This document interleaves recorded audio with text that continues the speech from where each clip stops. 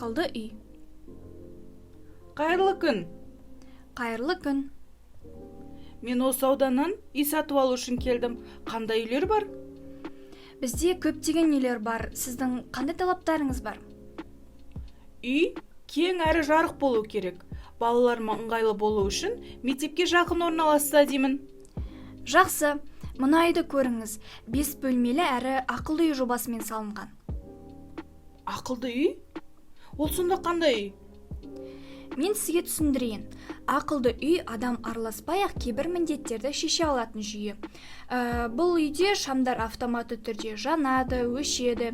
Үй автоматты түрде жылытылады және ауа тазартылады. Жақсы екен.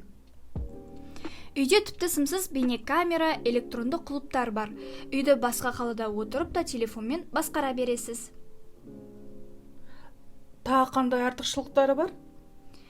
Аулада бейнекамера орнатылған, үйге кірген адамды суретке түсіріп, фото есеп жібереді. Үйдің иесі смартфондағы мобильді қосымша арқылы кімнің келгенін біле алады.